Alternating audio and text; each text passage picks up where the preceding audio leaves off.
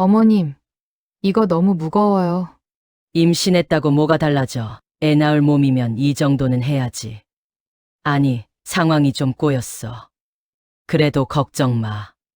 며느리는 아직 내 손안에 있어. 애만 태어나면 그 다음은 내가 정리하면 돼. 새벽 1시였다. 집안은 잠들어야 하는 시간인데 이 집은 늘 다른 시간대로 흘렀다. 낮에는 웃음과 인사, 우리 며느리 착하다 같은 말이 오가고 밤이 되면 그 말들이 아무 일 없었다는 듯 사라졌다. 그제야 이 집은 진짜 숨을 쉬기 시작했다. 수지는 부엌 싱크대 앞에 서 있었다. 수도꼭지에서 떨어지는 물소리가 일정한 간격으로 울렸다. 물은 따뜻했지만 손끝은 계속 시렸다. 설거지할 때마다 손등이 갈라져서 물이 닿으면 따끔하게 찔렀다. 손가락 마디마디가 거칠어져서 컵을 잡는 감각이 둔해졌다. 거실 쪽에서 TV 소리가 들렸다. 볼륨은 크지 않았는데도 부엌까지 또렷하게 흘러왔다. 누군가 일부러 잠들지 않는 것처럼 집안을 깨어있게 만드는 소리였다. 수지는 접시를 닦다가 잠시 숨을 고르고 배에 손을 얹었다. 아직 겉으로 티가 나지 않는 배였다. 하지만 수지는 하루에도 몇 번씩 그 안쪽에서 아주 작은 변화들을 느꼈다. 불편함인지 미세한 당김인지 아니면 그저 불안이 만들어내는 감각인지 알 수 없었다. 그래도 확실한 건 하나였다. 아이 때문에 버티고 있다는 것. 그 사실이 수진을 지탱하면서도 동시에 그녀의 발목을 잡고 있었다. 수진은 한숨을 삼켰다. 입 밖으로 내보내면 소리가 날까봐, 소리 나면 또 뭐라 할까봐. 이 집에서는 숨쉬는 일조차 들키면 안 되는 것 같았다. 그릇을 마지막으로 헹구고 건조대에 올려놓는 순간 거실에서 목소리가 날아왔다. 거기 언제 끝나? 낮고 단단한 목소리였다. 부드럽게 꾸며도 부드러워지지 않는 음색. 수진의 어깨가 반사적으로 움찔했다. 그녀는 목소리가 들린 방향을 바라보지 않은 채 최대한 차분하게 대답했다. 거의 다 끝났어요. 거의는 말고 끝났냐고. 네, 이제 마무리만. 말이 끝나기도 전에 명숙이 부엌 쪽으로 고개를 돌렸다. 정확히는 고개만 돌린 게 아니라 눈으로 수진을 끌어당겼다. 그 눈은 TV 화면이 아니라 수진을 보고 있었고 수진이 손을 얼마나 빨리 움직이는지까지 재고 있었다. 수진은 손을 더 빠르게 움직였다. 물기를 닦고 싱크대를 정리하고 그릇을 정렬하는 순서까지 몸이 먼저 기억하는 일이었다. 매일 같은 동작인데도 새벽마다 손이 굳어 있는 건 피로 때문만은 아니었다. 명숙은 거실 소파에 앉아 있었다. 무릎 위엔 담요가 얹혀 있었고 TV 리모컨은 손에 들려 있었다. 수지는 그 모습을 보고 순간적으로 편안해 보인다라고 생각했다가 곧 스스로를 탓했다. 편안한 게 아니라 당연한 거다. 이 집에서 편안함은 늘 한쪽에게만 허락된다. 수진이 부엌에서 나와 거실로 들어서자 명숙의 시선이 곧장 수진의 손으로 향했다. 손등에 갈라진 피부, 손끝에 거칠어진 살, 관절에 자리 잡은 붉은 자국들. 명숙은 그걸 보면서도 아무렇지 않게 마치 먼지라도 본 것처럼 말했다. 그릇에 물때 남았어. 수지는 숨을 들이켰다. 분명히 닦았는데, 분명히 헹궜는데, 물때가 남을 리가 없는데. 하지만 수지는 변명하지 않았다. 변명은 반박으로 들리고 반박은 싸움이 되고 싸움은 결국 자신이 더 손해라는 걸 너무 많이 배웠다. 특히 지금은 더. 다시 할게요. 명숙의 눈이 잠깐 가늘어졌다. 다시 할게요가 아니라 죄송합니다지. 수진의 입술이 미세하게 떨렸다. 그녀는 고개를 숙였다. 죄송합니다. 명숙은 그제야 고개를 끄덕였다. 마치 그래, 이제야 사람답네라고 말하는 것처럼 수지는 다시 부엌으로 들어갔다. 거실로부터 등을 돌리는 순간 다리 힘이 확 빠지는 느낌이 들었다.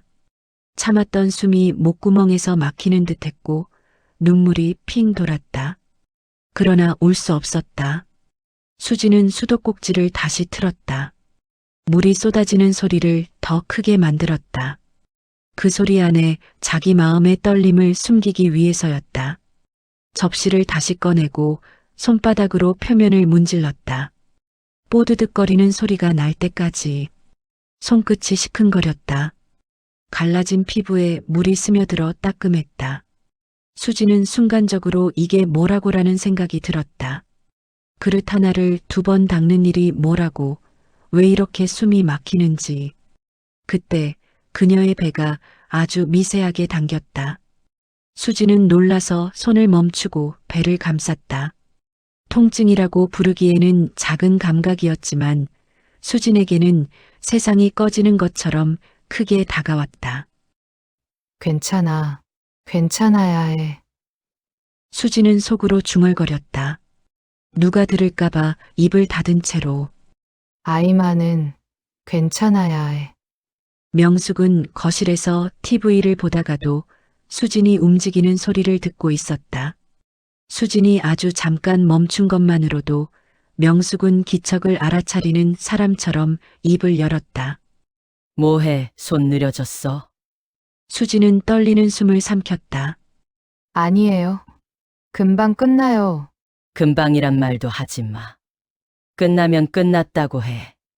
수지는 접시를 다시 헹구고 다시 닦았다. 눈이 따갑고 목이 조여왔다. 그녀는 괜히 고개를 들어 부엌 창문 밖을 바라봤다. 창밖은 캄캄했다. 어딘가에서는 불이 꺼진 창들이 이어졌고 그 속에서는 누군가가 잠을 자고 있을 것이다. 그 평범함이 갑자기 너무 멀게 느껴졌다. 마치 다른 세상 같았다. 수진의 머릿속에 남편의 얼굴이 떠올랐다. 민주는 늘 따뜻했다. 퇴근하고 들어오면 오늘 힘들었지? 하며 그녀의 어깨를 주무르곤 했다. 수진이 피곤하다고 하면 당분간은 내가 설거지할까? 라고 말하기도 했다. 그런 민준에게 이 밤을 말할 수 있을까? 걱정할 거야. 화낼 거야. 어머님이랑 싸울 거야. 그리고 더 복잡해질 거야. 수지는 그 모든 미래가 두려웠다. 그런데 더 두려운 건 따로 있었다. 민준이 명숙에게 맞서다가 집 밖으로 쫓겨나기라도 한다면, 혹은 명숙이 그럼 나가라라는 말을 정말로 실행해 버린다면, 수지는 배를 다시 감쌌다. 지금은 아이를 지키는 게 먼저였다. 그러려면 참아야 했다. 참는 게 맞는 걸까? 하지만 수진에게는 다른 선택지가 보이지 않았다. 그릇을 다시 정리하고 다시 건조대에 올려놓았다. 물기가 흐르지 않도록 하나하나 각도를 맞췄다. 거의 강박처럼 손이 움직였다. 수지는 그제야 조심스럽게 거실로 나와 말했다. 어머님, 다시 했어요. 명숙은 자리에서 일어나지도 않았다. 그저 손가락 하나로 가져와라는 듯 턱을 치켜들었다. 수지는 건조대에서 접시를 하나 꺼내 명숙 앞으로 가져갔다. 명숙은 접시를 빛에 비춰보듯 이리저리 돌려보았다. 그러다 아무렇지도 않게 말했다. 여기. 명숙의 손가락이 접시의 가장자리를 툭 치며 아주 작은 자국을 가리켰다. 수진이 보기에는 물방울이 마르며 생긴 흔적 같기도 했고 애초에 없었던 것 같기도 했다. 수진은 입술을 깨물었다. 다시 할까요? 명숙은 그 말이 마음에 들었는지 입꼬리를 아주 희미하게 올렸다. 하지만 그건 미소가 아니었다. 상대를 아래로 두었을 때 나오는 얇은 만족감 같은 것이었다. 그래. 다시 해. 너는 아직 며느리 자격이 없어. 수지는 대답 대신 고개를 숙였다. 그리고 다시 부엌으로 들어갔다. 문턱을 넘는 순간 그녀의 눈에서 눈물이 한 방울 떨어졌다. 소리 없이, 티나지 않게 바닥에 떨어진 눈물이 물과 섞여 사라지듯 수진도 그렇게 사라지고 싶다는 생각이 잠깐 스쳤다. 하지만 곧 배에 손이 닿았다. 아이가 있었다. 수진은 그 사실 때문에 무너질 수 없었다. 그날의 새벽은 길었다. 그리고 수진은 이 새벽이 언제 끝나는지도 알지 못한 채 다시 하루를 맞이해야 했다. 수진의 하루는 아침이 아니라 명숙의 목소리로 시작됐다. 일어나. 해가 뜨기 전 아직 방 안이 어두울 때였다. 수진은 몸을 일으키며 배를 감쌌다. 속이 울렁거렸지만 그것을 이유로 삼을 수는 없었다. 부엌에 가자 명숙은 이미 식탁에 앉아 있었다. 밥. 그 한 단어가 명령이었다. 수진은 쌀을 씻고 냄비에 물을 붓고 불을 켰다. 속이 비어 있는 것처럼 어지러웠지만 손은 자동으로 움직였다. 속 안 좋아요. 그 말이 채 끝나기도 전에 명숙의 눈이 날카롭게 빛났다. 임신했다고 다 되는 줄 알아. 네 몸이 네 몸인 줄 알아? 그 말이 가볍게 던져졌지만 수진의 가슴은 그때마다 내려앉았다. 이 집에서 그녀의 몸은 이미 자신의 것이 아니었다. 아이와 함께 누군가의 소유처럼 취급되고 있었다. 수진은 더 이상 말을 하지 않았다. 민준의 방문이 열리는 소리가 들렸다. 수진아, 벌써 일어났어? 민준이 하품을 하며 나왔다. 그 목소리를 듣는 순간 수진의 어깨가 아주 조금 풀렸다. 이 집에서 숨을 쉬어도 되는 유일한 시간이 그의 앞에 있을 때였다. 응. 금방 끝나. 명숙이 바로 부엌으로 나왔다. 조금 전까지 수진을 바라보던 눈빛은 흔적도 없이 사라지고 민준을 향한 부드러운 미소만 남아 있었다. 우리 아들 잘 잤어? 응, 엄마. 얼굴이 왜 이렇게 피곤해 보여? 회사 일 많아? 명숙은 민준의 앞에 따뜻한 국을 놓아주며 손등을 살짝 스쳤다. 그 동작은 애정처럼 보였지만 수진에게는 철저히 계산된 장면처럼 느껴졌다. 수진이가 아침부터 얼마나 부지런한지 몰라. 임신했는데도 집안일 하나도 안 빼먹고 다 해. 우리 며느리 아침부터 고생이 많아. 그 말은 칭찬이었지만 동시에 경고였다. 네가 얼마나 쓰이고 있는지 나는 다 알고 있다는 표시. 수지는 미소를 지어야 했다. 민준의 눈에는 그 미소가 평범하게 보이길 바랐다. 민준은 수진을 바라보며 말했다. 몸 힘들면 조금 쉬어도 돼. 그 말에 수진의 가슴이 찌르르했다. 누군가가 자신의 몸을 걱정해 주는 게 이렇게 낯설 줄은 몰랐다. 괜찮아. 수진은 습관처럼 대답했다. 명숙이 웃으며 끼어들었다. 임신했다고 그렇게 약해지면 안 돼. 애도 엄마 닮아서 강해야지. 그 말이 민준에게는 농담처럼 들렸겠지만 수진에게는 버텨라는 명령으로 들렸다. 식사가 이어지는 동안 명숙은 끊임없이 민준에게만 말을 걸었다. 회사 이야기, 친척 이야기, 옛날 이야기. 수진은 대화에서 자연스럽게 밀려나 그저 접시를 채우고 비우는 역할만 맡았다. 요즘 입맛 없지? 민준이 물었다. 응. 조금. 그래도 애 생각해서 좀 먹어. 수진은 억지로 한 숟갈을 더 넣었다. 위가 이미 가득 찬 느낌이었지만 남기면 또 한마디가 날아올 것이 뻔했다. 명숙이 수진의 그릇을 힐끗 보며 말했다. 그거 다 먹어. 애는 네가 먹는 걸로 크는 거야. 그 말에는 음식조차 통제하는 집의 규칙이 들어 있었다. 민준이 출근을 위해 현관으로 향하자 명숙은 다시 부드러운 얼굴이 되었다. 조심히 다녀와. 수진이랑 저녁에 같이 먹자. 민준이 수진의 손을 잡았다. 오늘 병원 가는 날이지? 수진은 잠시 고개를 끄덕였다. 응. 끝나면 문자해. 그 말에 수지는 처음으로 나중이라는 개념을 떠올렸다. 이 집이 아닌 다른 세계와 이어지는 작은 실. 민준이 나가고 현관문이 닫혔다. 그 순간 집안의 공기가 바뀌었다. 명숙의 미소가 서서히 사라졌다. 야, 수진의 심장이 내려앉았다. 마루에 물 엎질렀어. 닦아. 네. 수지는 말없이 걸레를 들고 바닥에 무릎을 꿇었다. 명숙은 소파에 앉아 TV를 켜며 말했다. 너 때문에 내 아들이 고생이야. 임신했다고 유세 부리지 말고 정신 차려. 수진의 손이 바닥 위를 오갔다. 그 위에 떨어지는 물방울이 땀인지 눈물인지 알 수 없었다. 명숙은 수진이 바닥을 닦고 있는 모습을 한동안 말없이 바라보다가 갑자기 자리에서 일어났다. 창고 가자. 그 말에 이유는 없었다. 수지는 걸레를 내려놓고 천천히 일어섰다. 무릎이 뻐근하게 저려왔지만 내색하지 않았다. 내색하는 순간 더 큰 일이 되기 때문이다. 창고 문을 여는 순간 곰팡이 냄새와 오래된 쌀 냄새가 섞여 올라왔다. 안쪽에는 쌀포대가 몇 개 쌓여 있었다. 명숙은 그 중 하나를 발로 툭 찼다. 저거 옮겨. 수지는 그 무게를 이미 알고 있었다.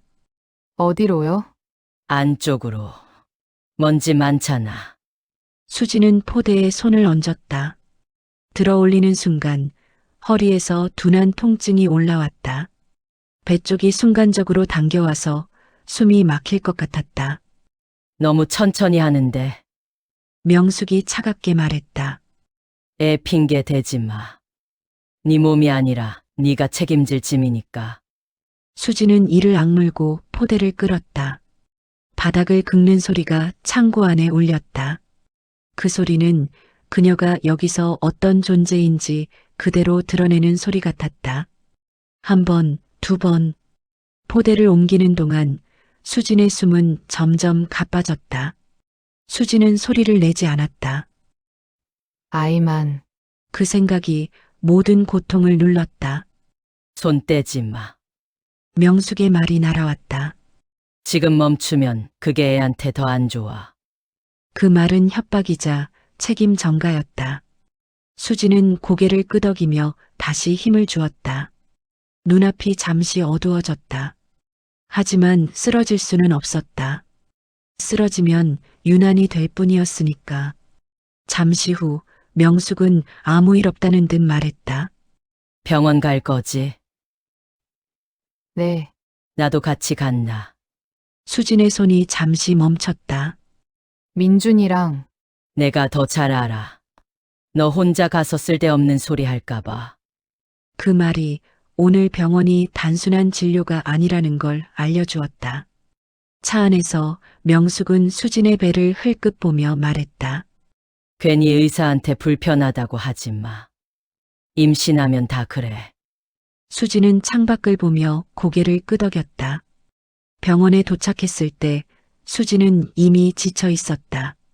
진료실에서 의사가 요즘 어떠세요? 라고 물었을 때 수지는 잠시 입을 열었다가 닫았다. 명숙의 시선이 그녀의 얼굴에 박혀 있었다. 괜찮아요. 그 말이 자신에게 가장 큰 거짓말이라는 걸 알면서도 집으로 돌아오는 길 명숙은 약봉투를 들고 말했다. 이거 내가 시간 맞춰줄게. 의사 말로는 의사가 네 인생 책임져? 그 말에 더 이상 대답할 수 없었다. 그날 밤 수지는 거실에 혼자 앉아 아무것도 하지 않은 채 한참을 있었다. 아무 일도 하지 않아도 혼나는 집에서 아무것도 하지 않는 순간이 가장 무서웠다. 그래서 그녀는 다시 일어났다. 도망치지 않기 위해서가 아니라 아직 버틸 수 있기 때문에. 수지는 명숙이 준 약을 손에 쥐고 한참을 바라보다가 몰래 싱크대 아래로 흘려보냈다. 심장이 미친 듯이 뛰었다. 들키면 어떤 일이 벌어질지 알 수 없었기 때문이다. 배 안의 아이가 아주 약하게 움직였다. 수지는 속으로 말했다. 괜찮아. 엄마가 지킬게. 집안의 불이 모두 꺼진 뒤에도 수지는 쉽게 잠들지 못했다. 눈을 감고 누워 있으면 하루 동안 쌓인 말들과 장면들이 다시 떠올랐다. 포대의 무게, 명숙의 눈빛, 병원에서 삼킨 말들. 그 모든 것이 뱃속의 아이를 향해 밀려드는 것처럼 느껴졌다. 옆에서 민준의 숨소리가 들렸다. 깊고 규칙적인 숨. 그 소리는 수진에게 잠시 안도감을 주었지만 동시에 더 큰 고독을 느끼게 했다. 그는 아무것도 모른 채 자고 있었다. 이 집의 밤이 어떤 얼굴을 하고 있는지 수지는 몸을 아주 조심스럽게 옆으로 돌렸다. 배에 부담이 가지 않도록 스스로를 작은 보호막처럼 감싸며 그때 복도에서 아주 작은 소리가 났다. 문 여는 소리. 수진의 몸이 먼저 반응했다. 심장이 내려앉고 숨이 얕아졌다. 그 소리는 이미 너무 익숙했다. 잠시 후 명숙의 그림자가 방문 틈으로 비쳤다. 일어나. 아주 낮은 목소리였다. 민준이 깨지 않도록 하지만 거부할 수 없도록. 지금이요? 지금. 수지는 이불을 천천히 걷어내고 일어났다. 바닥은 차가웠고 몸은 낮의 피로를 그대로 안고 있었다. 명숙은 아무 말 없이 부엌 쪽으로 향했고 수지는 그 뒤를 따랐다. 부엌불이 켜지자 명숙의 얼굴이 다시 드러났다. 낮에 친척들에게 보일 얼굴과는 전혀 다른 딱딱한 표정이었다. 이거. 명숙이 싱크대 위에 물통을 올려놓았다. 이따 민준이 출근 전에 다 비워놔. 지금 하면 내일 해도 명숙이 수진의 팔을 움켜잡았다. 그 힘에 숨이 막혔다. 지금. 그녀의 손가락이 팔 안쪽을 파고들었다. 애 생각해서라도 지금 움직여. 수진의 눈에 눈물이 고였지만 소리는 나오지 않았다. 소리를 내면 그게 문제가 되기 때문이다. 수진은 물통을 들었다. 생각보다 훨씬 무거웠다. 팔이 떨리고 배 쪽이 다시 당겼다. 천천히 해. 명숙이 비아냥거리듯 말했다. 떨어뜨리면 네가 애를 망가뜨린 거니까. 그 말은 수진의 머릿속에서 몇 번이고 울렸다. 애를 망가뜨린다. 그 말이 이렇게 쉽게, 이렇게 잔인하게 쓰일 수 있다는 걸 수진은 이 집에 와서 처음 알았다. 물통을 옮기는 동안 수진의 숨은 점점 가빠졌다. 바닥에 물이 조금 튀었고 명숙의 눈이 날카로워졌다. 똑바로 안 해? 죄송해요. 그 말이 자동으로 튀어나왔다. 이미 몸에 배어버린 말이었다. 한 번 더, 한 번 더. 마침내 물통이 비워졌을 때 수지는 거의 주저앉을 뻔했다. 하지만 명숙은 그런 그녀를 내려다보며 말했다. 그 정도도 못하면서 애를 낳겠다고. 수지는 대답하지 못했다. 눈앞이 흐려졌고 귀에서는 작은 울림이 계속 들렸다. 그녀는 배를 감싸쥐었다. 미안해. 그 말이 그 밤의 마지막 말이었다. 수지는 새벽녘에 혼자 깨어 있었다. 부엌에서의 물냄새와 명숙의 손길이 아직 팔에 남아있는 것처럼 느껴졌다. 이불 속에서 몸을 웅크린 채 그녀는 배 위에 두 손을 얹었다. 작고 미약한 생명. 그러나 그 작은 존재가 지금의 수진을 버티게 하고 있었다. 조금만 더. 그 말이 이제는 습관이 아니라 거의 기도가 되어 있었다. 그녀가 버티는 이유는 하나뿐이었다. 지금 나가면 아이를 잃을 수 있기 때문이었다. 명숙은 이미 병원도, 약도, 음식도 통제하고 있었다. 민준이 모르는 사이 그녀는 수진의 몸과 임신을 자기 손 안에 넣고 있었다. 수진이 혼자 도망치면 병원도, 기록도, 도움도 없이 길 위에 서게 된다. 그 상태로 아이를 지킬 수 있을까? 수지는 자신이 없었다. 그래서 버텼다.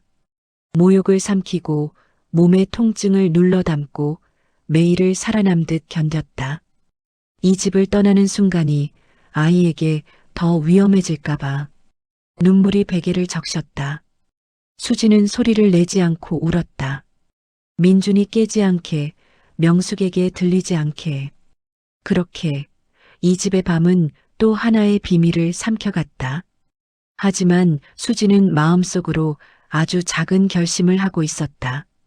아이만 태어나면 그때는 그 생각이 이 지옥에서 그녀를 살아있게 했다. 민주는 어느 순간부터 집이 낯설어졌다. 익숙해야 할 거실과 부엌이 마치 다른 공간처럼 느껴질 때가 있었다. 이유는 분명하지 않았다. 소리가 달라진 것도 아니고 가구가 바뀐 것도 아니었다. 그저 공기 속에 어떤 얇은 막이 생긴 것처럼 무엇인가가 가려져 있는 느낌이었다. 아침에 나올 때마다 수진의 얼굴이 조금씩 달라지고 있었다. 화장을 하지 않은 날에는 눈밑이 어둡게 패여 있었고 웃을 때는 입꼬리보다 눈이 먼저 지쳐 보였다. 민주는 그 변화를 보면서도 정확한 말로 설명할 수 없었다. 다만 괜찮다는 말이 예전보다 훨씬 자주 나오는 게 이상했다. 요즘 좀 피곤해 보여. 민준이 말하면 수지는 늘 같은 대답을 했다. 임신해서 그래. 그 말은 너무 편리했다. 모든 것을 덮어버릴 수 있는 이유처럼 쓰이고 있었다. 명숙은 여전히 완벽했다. 민준 앞에서는 부드럽고 상냥하고 손자 얘기만 하면 눈이 반짝였다. 우리 며느리 요즘 입맛 없지. 그 말도 걱정처럼 들렸지만 민준이 보지 않는 순간에는 다른 의미가 되는 걸 그는 아직 몰랐다. 식탁 위에서 민준은 두 사람을 번갈아 보았다. 명숙이 말을 할 때 수지는 고개를 숙였고 수진이 숟가락을 들 때 명숙의 눈이 미세하게 따라갔다. 아주 짧은 찰나였지만 그 시선은 보호가 아니라 감시처럼 보였다. 수진아, 반찬 더 먹어. 명숙이 말했다. 수진이 젓가락을 들자 명숙의 입술이 아주 조금 굳었다. 그 미묘한 변화가 민준의 가슴에 작은 가시처럼 남았다. 그날 밤 민준은 평소보다 늦게까지 잠들지 못했다. 회사에서 쌓인 피로보다 집안의 정적이 더 불편했기 때문이다. 거실에 불이 꺼진 뒤 집안은 완전히 조용해졌다. 그 고요 속에서 아주 작은 소리가 들렸다. 문 여는 소리. 민주는 숨을 죽였다. 그리고 명숙의 낮은 목소리가 들려왔다. 일어나. 그 말이 누구를 향한 것인지 묻지 않아도 알 수 있었다.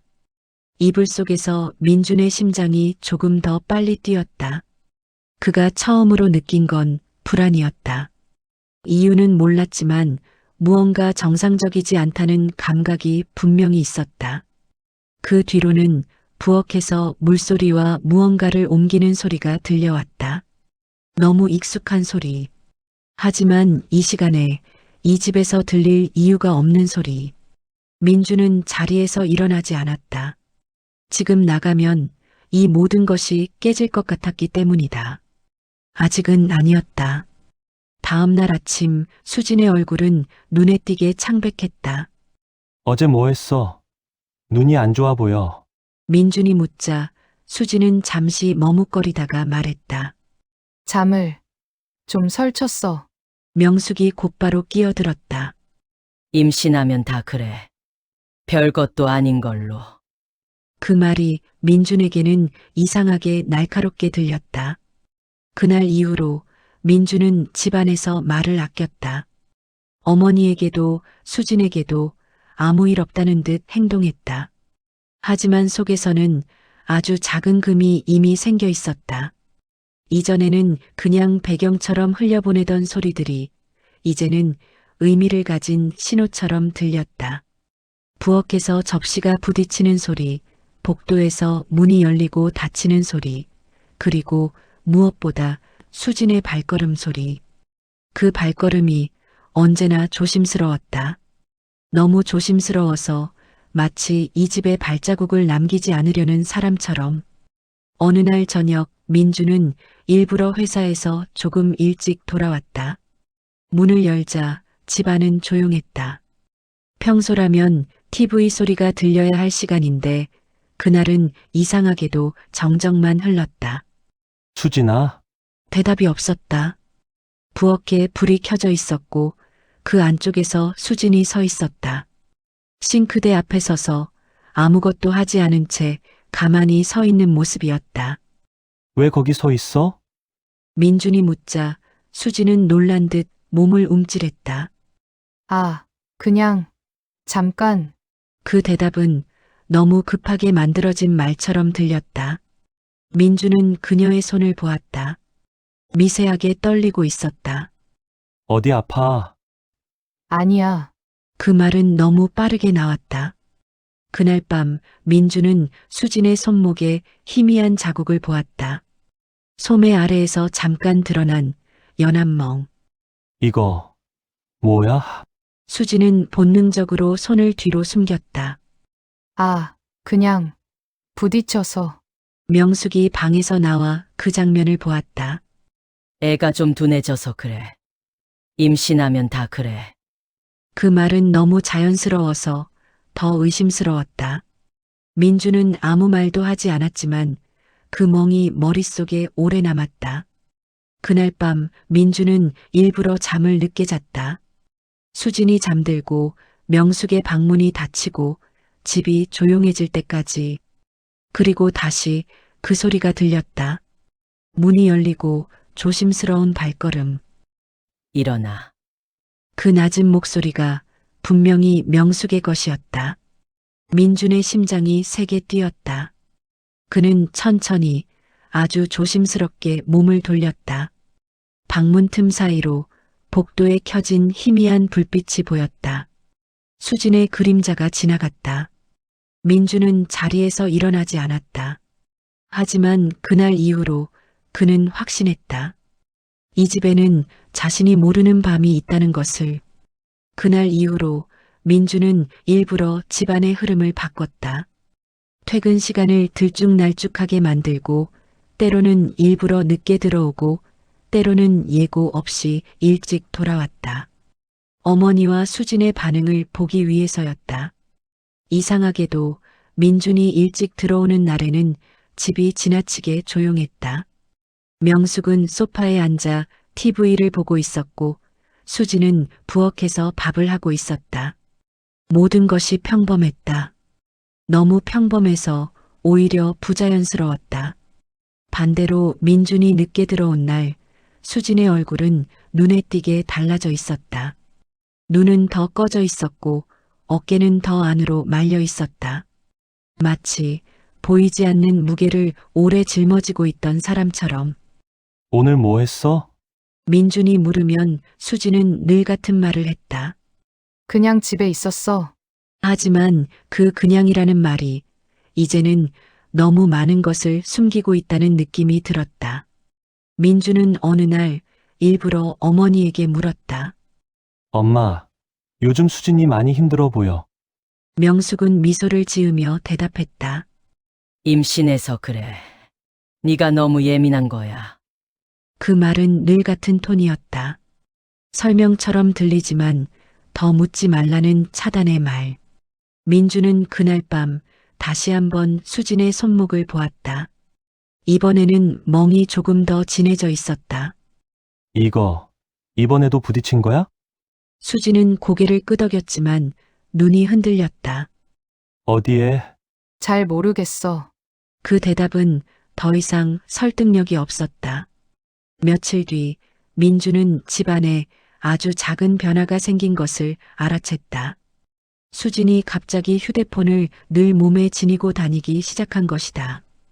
예전에는 부엌에 두고 오거나 방에 놓아두곤 했는데 요즘은 화장실에 갈 때조차 들고 갔다. 왜 그렇게 휴대폰 들고 다녀? 그냥, 그 대답에는 이유가 없었다.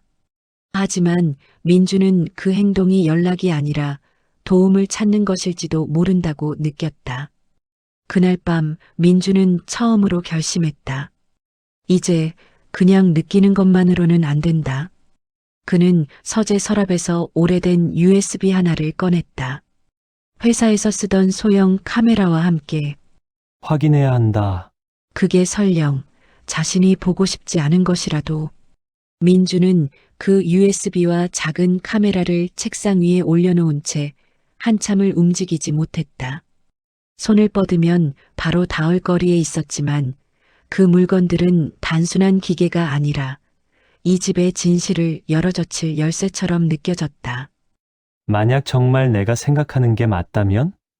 그 생각이 민준을 붙잡았다. 어머니가 수진을. 그 가정 자체가 너무 낯설어서 그는 아직 그 문을 완전히 열 용기가 없었다. 수진은 그날도 늦게까지 부엌에 있었다. 민준이 서재에서 나왔을 때 그녀는 싱크대 앞에 서서 멍하니 물을 틀어놓고 있었다. 그릇은 이미 깨끗했는데도 물만 흘러가고 있었다. 수진아, 민준이 부르자 그녀는 놀란 듯 고개를 들었다. 어? 지금 뭐 해? 아, 그냥 마무리하려고. 그 말 뒤에 설명이 더 붙지 않았다. 민주는 그녀의 눈을 보았다. 어디를 보고 있는지 알 수 없는 눈. 늘 집 안 어딘가를 경계하는 사람의 눈이었다. 몸 괜찮아? 응. 그 대답은 자동응답기처럼 나왔다. 명숙의 방문이 열리는 소리가 들렸다. 아직도 앉아. 명숙의 목소리는 낮았지만 집안을 가로질렀다. 내일 병원 가야 되니까 빨리 자. 그 말은 수진에게 하는 말이었지만 명령이었다. 수진은 고개를 끄덕이고 아무 말 없이 방으로 들어갔다. 민주는 그 뒷모습을 보며 다시 책상 위에 카메라를 떠올렸다. 그날 밤 민주는 거의 잠을 자지 못했다. 명숙의 방문이 열리는 소리, 복도에서의 발걸음, 부엌에서 나는 물소리.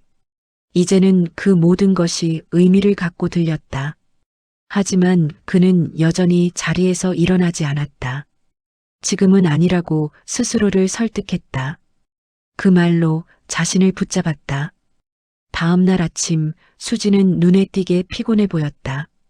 민주는 더 이상 참지 못하고 말했다. 오늘은 병원, 나랑 같이 가. 명숙이 바로 끼어들었다. 왜? 내가 데려갈게. 민주는 처음으로 고개를 저었다. 아니요. 제가 갈게요. 그 짧은 대답에 명숙의 눈빛이 아주 잠깐 날카로워졌다. 그 순간 민주는 확신했다. 뭔가를 막으려 하고 있다는 것을. 병원에 가는 날 아침, 집안의 공기는 평소보다 더 팽팽했다.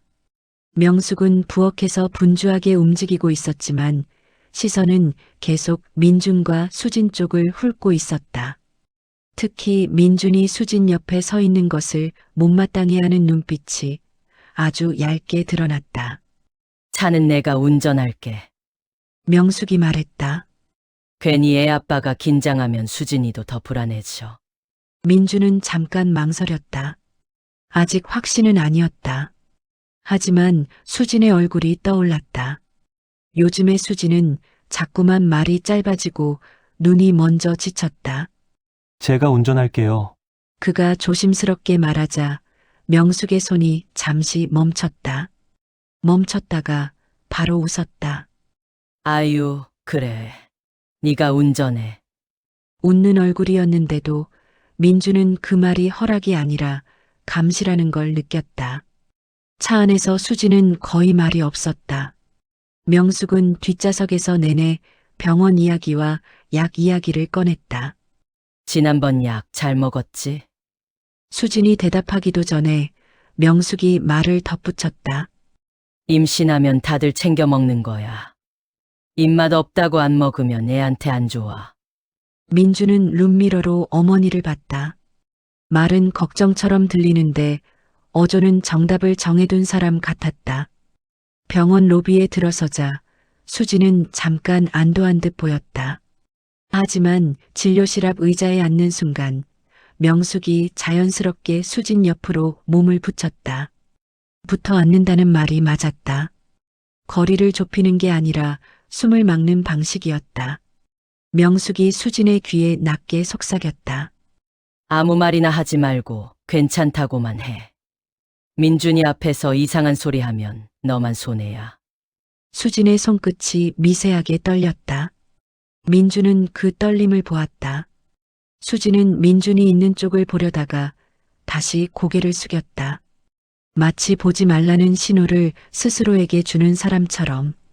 간호사가 문을 열고 말했다. 보호자 한 분만 들어오세요. 명숙이 곧장 일어섰다. 너무 자연스럽게, 너무 당연하다는 듯. 민준은 입술을 열었다가 닫았다. 지금 막으면 집으로 돌아가서 더 큰 일이 날지도 모른다는 생각이 번개처럼 스쳤다. 결국 민준은 아무 말도 하지 못했다. 제가 들어갈게요. 명숙이 말했다. 진료실 문이 닫혔다. 민준은 로비 의자에 앉아 손바닥을 꾹 쥐었다. 문 너머로는 아무 소리도 들리지 않았다. 그 침묵이 오히려 더 불길했다. 잠시 후 문이 열리고 수진이 나왔다. 얼굴은 더 창백했고 눈은 더 꺼져 있었다. 명숙은 아무 일도 없었다는 얼굴로 먼저 말했다. 의사도 괜찮대. 임신하면 다 그렇대. 그 말은 보고였다. 보고이자 종결이었다. 민준이 수진에게 물었다. 수진아, 진짜 괜찮아? 수진은 잠깐 민준을 봤다. 눈동자 안에서 뭔가가 튀어나오려다 다시 눌리는 게 보였다. 그리고 결국 늘 하던 말을 했다. 응, 괜찮아. 그 말이 민준의 가슴에 박혔다. 괜찮다는 말이 괜찮아서 나오는 게 아니라는 걸 이제는 알 것 같았다. 집으로 돌아오는 길 명숙은 일부러 밝게 말했다. 민준아, 괜히 예민하게 굴지 마. 애 아빠가 흔들리면 산모가 더 불안해져. 그 말은 달랬지만 동시에 묵는 말이었다. 민주는 대답하지 않았다. 대신 운전대 위에서 손가락을 더 세게 말아쥐었다. 그날 밤 민주는 서재 책상 위에 작은 카메라를 다시 보았다. 아직도 손을 뻗기가 무거웠다. 하지만 오늘 병원에서 느낀 건 하나였다. 말을 못하게 만드는 사람이 있다. 그리고 그 사람이 너무 가까이 있었다. 민주는 결국 USB를 꽂지 못한 채 카메라를 서랍 맨 안쪽에서 꺼냈다. 손에 쥐어보았다. 차가운 금속의 감촉이 현실처럼 느껴졌다. 확인해야 한다. 이제는 정말로. 진료실 문이 닫히자 소음이 한순간에 차단되었다. 복도에서 들리던 발소리와 사람들의 목소리가 멀어지고 방 안에는 의사와 민준, 그리고 수진만 남았다. 그 정적이 수진에게는 오히려 더 무겁게 느껴졌다. 이제 더 이상 숨을 곳이 없었기 때문이다. 의사가 다시 물었다. 밤에 잠은 잘 주무세요? 수진은 고개를 흔들었다. 그 작은 동작에 그동안 삼켜온 것들이 모두 묻어 있었다. 몇 시간이나 주무세요? 2~3시간. 민준이 그 말을 듣고 천천히 수진을 바라봤다. 그는 이제야 그녀의 얼굴을 제대로 보고 있다는 느낌이 들었다. 그동안 늘 괜찮다는 말에 가려져 있던 얼굴. 그리고 식사는요? 어머님이 정해주세요. 수진의 목소리는 아주 작았다. 의사의 눈빛이 바뀌었다. 어머님이요? 수진은 고개를 끄덕였다. 약도 어머님이 주시고. 민준의 손이 저도 모르게 주먹 쥐듯 굳어졌다. 의사는 차분하게 말했다. 임신부의 약과 식사는 보호자의 통제가 아니라 의료진의 관리가 필요합니다. 지금 말씀하신 상황은 위험합니다. 그 말이 방 안에 떨어졌다. 수지는 고개를 숙였다. 자신이 위험한 상황에 있다는 걸 처음으로 공식적인 말로 들은 순간이었다. 진료가 끝난 뒤 두 사람은 병원 뒤쪽의 작은 정원으로 나왔다. 벤치가 하나 놓여 있는 사람이 거의 없는 공간이었다. 민주는 수진을 먼저 앉게 했다. 수진아, 그가 부드럽게 불렀다. 지금 여기서만큼은 솔직하게 말해줘. 수진은 벤치를 바라보고만 있었다. 어머니가 밤에 나를 깨워 그 말이 거의 속삭임처럼 나왔다. 부엌으로 데려가서 물통 들게 하고 무거운 거 옮기게 하고 민준의 숨이 잠시 멈췄다. 임신했다고 말하면 더 시켜. 수진은 천천히 민준을 보았다. 애를 핑계 대지 말라고. 애 잘못되면 내가 책임지라고. 그 말이 끝나자 수진의 손이 떨리기 시작했다. 그래서 아무 말도 못했어. 민준은 아무 말도 하지 못했다. 그저 그가 몰랐던 시간들이 하나하나 머릿속에서 무너져 내리고 있었다. 멍도 일부러 잡아. 수진이 소매를 조금 걷어 올렸다. 희미하게 남아있는 자국들. 네가 보면 어머니가 뭐라고 할까봐. 민주는 고개를 숙였다. 분노와 죄책감이 동시에 밀려왔다. 미안해. 그 말은 너무 작았지만 수진에게는 처음으로 들은 보호의 말이었다. 그날 집으로 돌아오는 차 안에서 둘은 거의 말을 하지 않았다. 하지만 공기는 달라져 있었다. 침묵이 아니라 함께하는 조용함이었다. 집에 도착하자 명숙이 문 앞에서 기다리고 있었다. 뭐래? 괜찮대요. 민준이 먼저 대답했다. 명숙은 수진을 보며 말했다. 괜히 쓸데없는 소리 안 했지. 수진은 민준을 한번 보고 고개를 끄덕였다. 그 짧은 시선 교환 속에 이미 작은 동맹이 만들어지고 있었다. 그날 밤 민준은 수진에게 작은 녹음기를 건넸다. 이제부터 어머니가 뭐라고 하든 다 녹음해. 수진의 눈이 커졌다. 괜찮을까? 괜찮아. 민준은 분명하게 말했다. 이제부터는 나도 같이 할 거야. 수진은 녹음기를 쥐었다. 그 작은 물건이 처음으로 이 집에서 무기가 되었다. 수진은 녹음기를 손에 쥔 채 하루를 보냈다. 아주 작은 기계였지만 수진은 처음으로 증거라는 단어를 손에 쥔 느낌이 들었다. 명숙은 평소와 다르지 않은 얼굴로 수진을 부려댔다.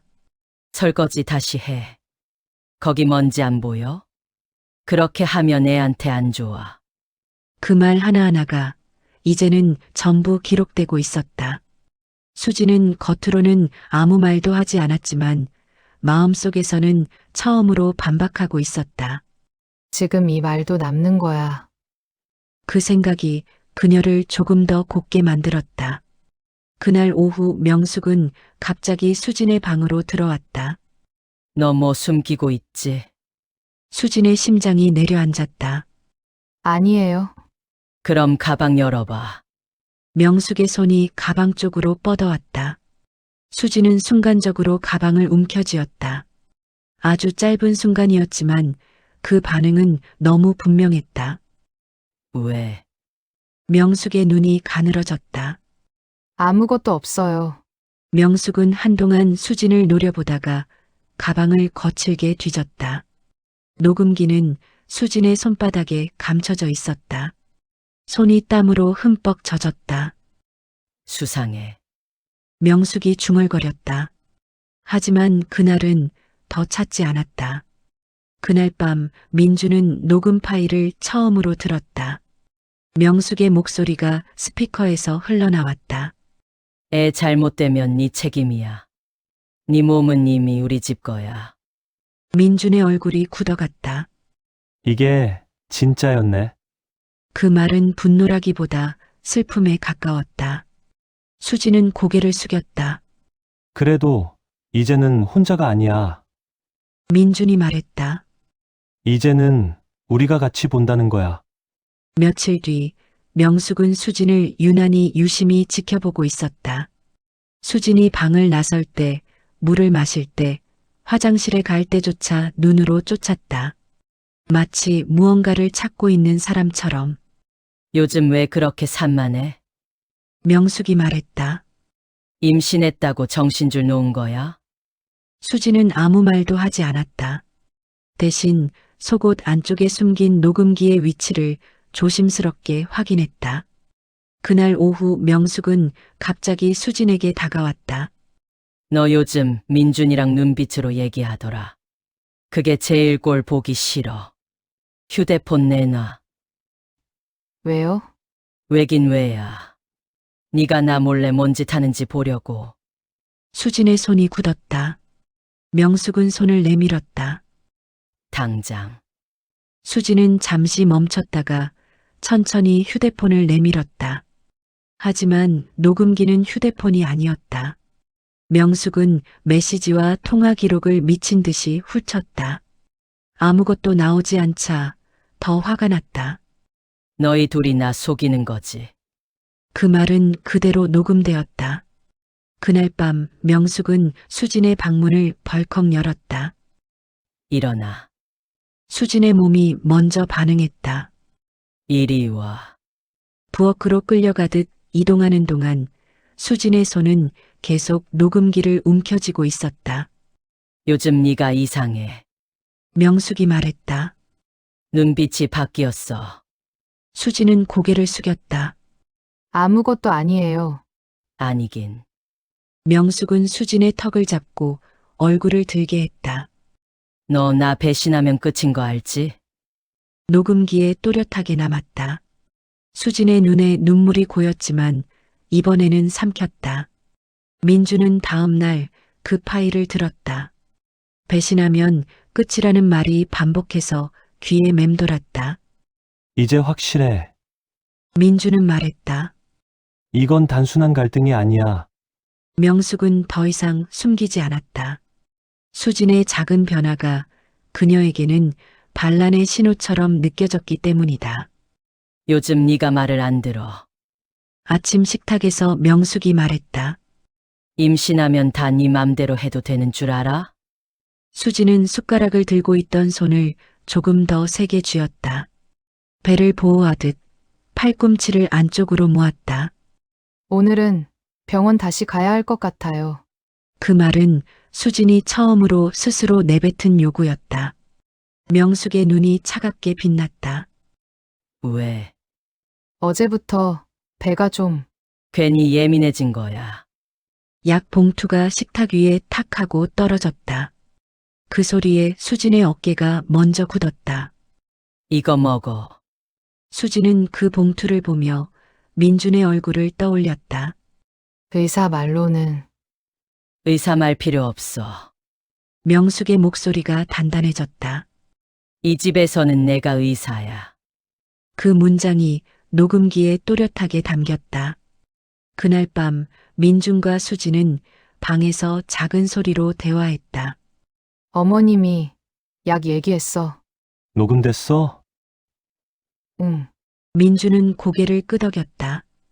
이제 이건 단순한 증거가 아니야. 이건 범죄야. 수진은 손을 떨며 말했다. 근데 점점 더 무서워져. 알아. 민준은 수진의 손을 잡았다. 그래서 더 빨리 끝내야 해. 그날 새벽 명숙은 또 수진을 불러냈다. 부엌불 아래 그녀의 얼굴은 낮과 완전히 달랐다.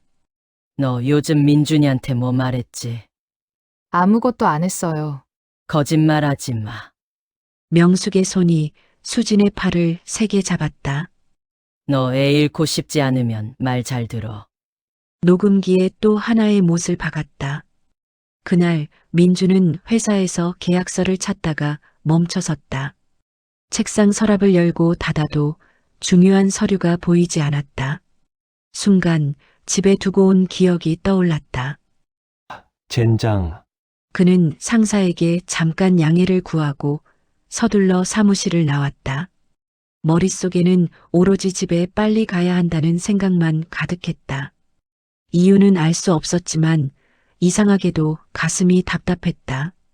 차를 몰아 집 근처에 도착했을 때 민주는 곧장 현관으로 들어가지 않았다. 마당 쪽에서 들려오는 소리가 있었기 때문이다.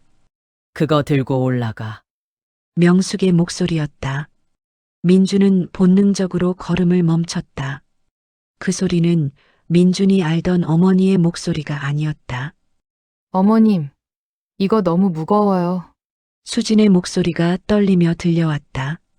임신했다고 뭐가 달라져. 애 낳을 몸이면 이 정도는 해야지. 민준의 심장이 쿵 내려앉았다. 그는 천천히 소리가 나지 않게 마당 쪽으로 다가갔다. 수지는 계단 앞에 서 있었다. 한 손에는 물통, 다른 한 손에는 빨래 바구니. 팔이 떨리고 얼굴은 종이처럼 하얗게 질려 있었다. 배는 앞으로 조금 나와 있었고 그 위로 수진의 팔이 불안하게 흔들렸다. 명숙은 팔짱을 낀 채 그 모습을 내려다보고 있었다. 빨리 안 해? 남들 다 보는데 창피하게. 민주는 휴대폰을 내려다보다가 스스로에게 말했다. 엄마가 그럴 리 없어. 그 말이 너무 급하게 나와서 오히려 불안해졌다.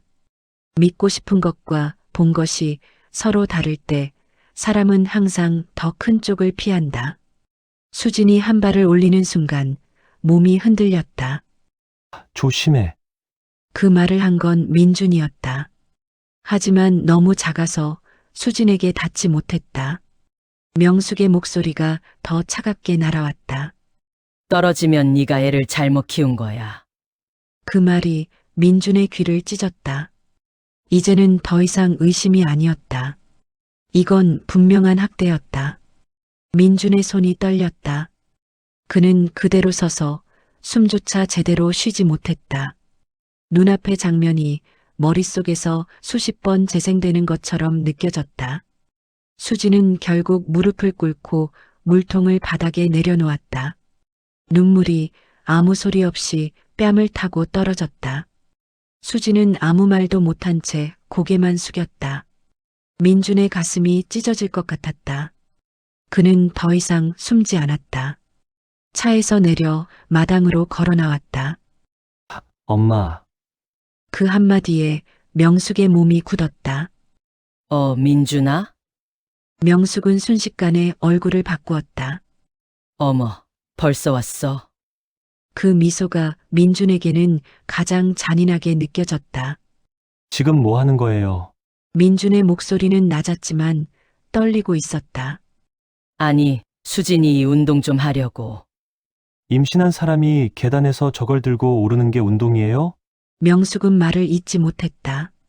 민준은 수진에게 다가갔다. 수진아, 괜찮아? 수진은 고개를 들지 못했다. 응. 그 말이 너무 작았다. 민준은 그녀의 손목을 보았다. 옅은 멍이 여러 개 겹쳐 있었다. 이거, 어떻게 된 거야? 명숙이 급히 끼어들었다. 아, 그건 애가 좀 둔해서. 그만하세요. 민준의 목소리가 처음으로 차갑게 굳었다. 이제 다 봤어요. 명숙의 얼굴에서 미소가 천천히 사라졌다. 민준 앞에서 늘 쓰던 가면이 아주 조금씩 벗겨지고 있었다. 네가 오해한 거야. 그녀가 말했다. 내가 얘를 위해서 그러는 거야. 네 애를 위해서. 민준은 수진을 보았다. 수진은 여전히 고개를 숙이고 있었다. 자신의 배보다 더 작은 사람이 된 것처럼. 수진아, 민준이 조용히 불렀다. 정말 괜찮아? 수진의 입술이 떨렸다. 명숙의 시선이 그녀의 얼굴에 꽂혔다. 괜찮아. 그 말이 나오자 민준의 심장이 무너졌다. 그건 괜찮다는 말이 아니라 말할 수 없다는 말이었기 때문이다. 봐라. 명숙이 말했다. 본인도 괜찮다잖아. 민준은 명숙을 바라봤다. 어머니, 응. 수진이 왜 밤마다 부엌으로 데려가요?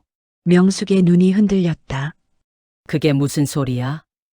물소리 다 들립니다. 그 말에 명숙의 입술이 굳었다. 왜 밤마다 수진이를 깨워요?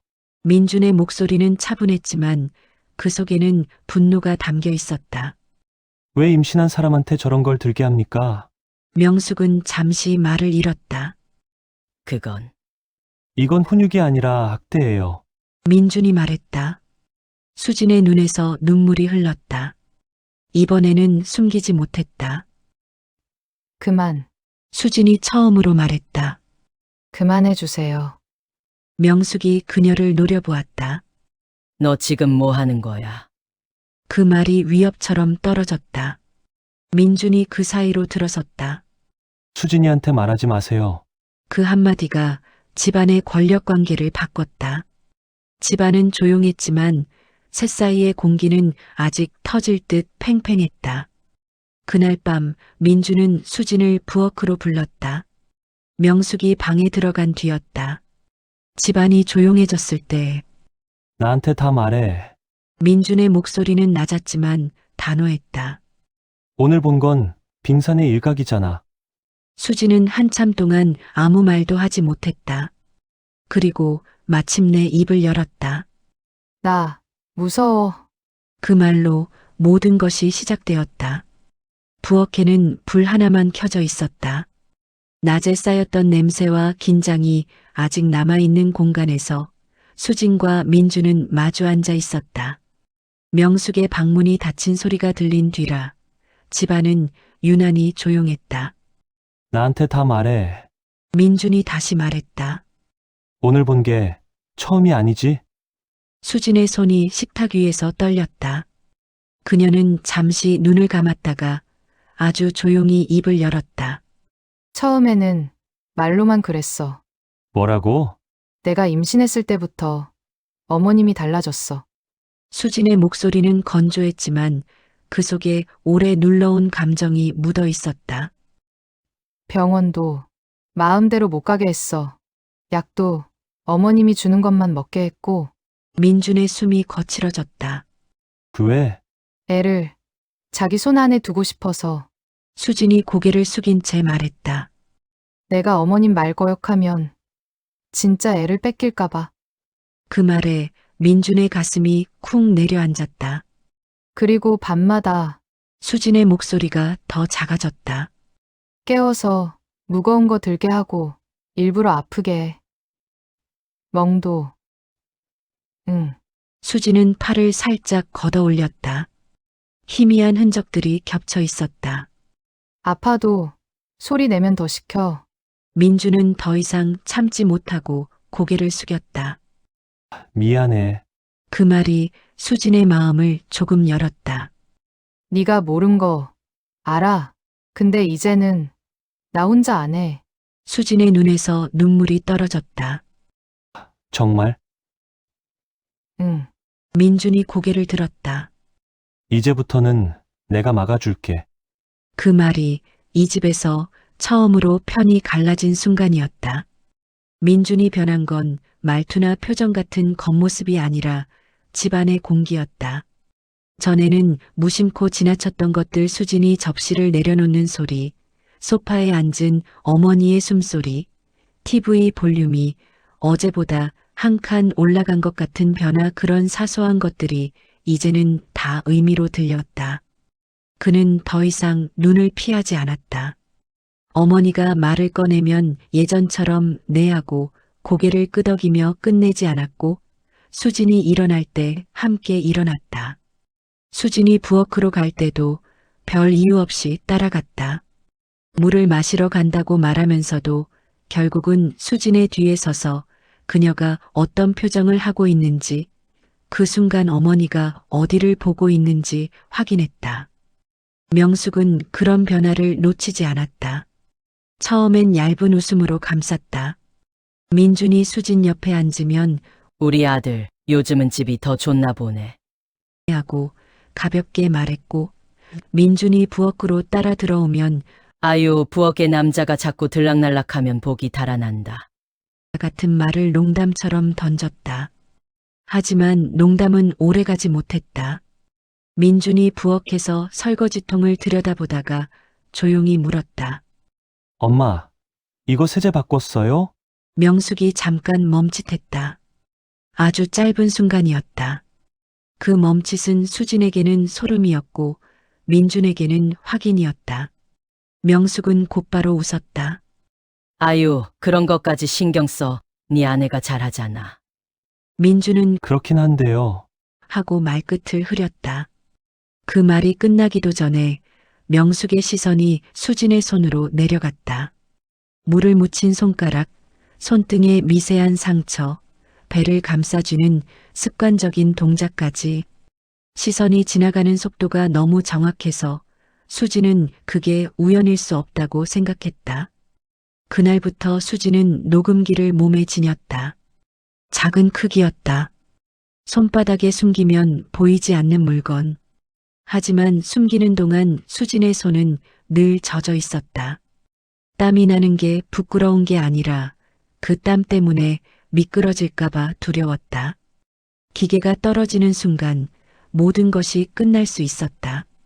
수진은 주머니에 넣지 않았다. 가방에도 넣지 않았다. 명숙의 손이 닿지 않는 곳, 하지만 자신의 몸에서 가장 가까운 곳. 그 선택은 수치심보다 절박함에서 나왔다. 그녀는 하루 종일 한 번도 허리를 곧게 펴지 못했다.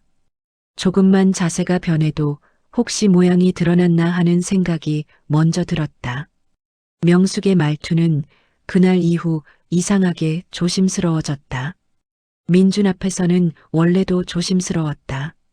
그런데 이제는 민준이 없는 순간에도 완전히 나를 세우지 않았다. 대신 눈이 달라졌다. 말은 부드러운데 눈은 더 얇고 날카롭게 변했다. 수진이 물을 따르는 손, 접시를 드는 손, 배를 감싸는 손을 훑어보는 시선. 그 시선이 움직이는 방향이 늘 같았다. 뭔가 들키면 안 되는 걸 숨기고 있다고 생각하는 거야. 수진은 그렇게 결론 내렸다. 그리고 그 결론이 맞다는 듯 어느 오후 명숙이 불쑥 말했다. 가방 내려놔. 수진은 그 말을 듣는 순간 배가 먼저 굳었다. 민주는 회사에 있었다. 집에는 명숙과 자신뿐이었다. 부엌 창문으로 들어오는 햇빛이 따뜻한데도 거실은 이상하게 차가웠다. 왜요? 확인 좀 하자. 명숙은 웃지 않았다. 웃지 않는 얼굴은 사람을 더 정확하게 눌렀다. 수지는 가방 끈을 쥔 손에 힘이 들어가는 걸 느꼈다. 그 작은 긴장만으로도 명숙은 확신을 얻는 사람처럼 보였다. 뭐 숨기는 거 있지? 없어요. 그럼 보여. 명숙이 가방으로 손을 뻗는 순간 수지는 반사적으로 한 발 물러섰다. 정말 아주 작은 동작이었다. 발이 뒤로 한 뼘 움직인 것뿐이었다. 하지만 그 한 뼘은 명숙에게 맞다는 대답처럼 들렸을 것이다. 명숙의 눈빛이 변했다. 부드럽게 숨기던 얇은 막이 찢어지듯 위협이 바로 드러났다. 왜 피하지? 수지는 입술을 열었다가 닫았다. 무슨 말을 해도 그 말은 증거가 될 것 같았다. 그녀는 가능한 한 평범한 표정을 만들려 애썼다. 그냥 놀라서요. 놀랄 게 뭐가 있어. 명숙이 가방을 거칠게 열었다. 화장품 파우치가 먼저 나왔다. 다음엔 수첩, 지갑, 영수증, 볼펜. 물건들이 하나씩 소파 위로 던져졌다. 정리가 아니라 해체였다. 수지는 숨을 들이쉬는 것도 조심했다. 숨소리가 커지면, 심장이 더 크게 뛰면 그게 들킬까봐. 명숙의 손은 정확했다. 가방의 안감까지 손가락으로 훑었다. 지퍼틈 사이를 벌려보고 작은 주머니까지 헤집었다. 수지는 녹음기가 가방에 없다는 걸 알면서도 그 탐색이 끝나지 않기를 바랐다. 가방이 끝나면 다음은 더 가까운 곳으로 올 것이니까. 명숙이 잠깐 고개를 들었다. 이상해. 그 한마디가 떨어지는 순간 수진의 귀에서는 피가 쏠리는 소리가 났다. 명숙은 물건을 다시 가방에 넣지 않았다. 대신 천천히, 아주 천천히 수진의 얼굴을 훑어보았다. 눈, 입술, 목배. 배에 시선이 닿는 순간 수진은 자신도 모르게 손끝을 움찔했다. 명숙의 입꼬리가 아주 미세하게 올라갔다. 그건 미소가 아니라 찾았다는 확신의 그림자였다. 요즘 너 휴대폰을 계속 들고 다니더라. 수지는 대답하지 않았다. 화장실 갈 때도. 수지는 목 안쪽이 마르는 걸 느꼈다. 왜? 그냥 시간 보려고요. 시간을 왜 그렇게 자주 봐? 명숙은 가방에서 지갑을 꺼냈다. 다시 넣었다. 그러고는 갑자기 수진의 손목을 바라봤다. 마치 손목에서부터 비밀이 새어나온다고 믿는 사람처럼. 너 뭘 하고 있어?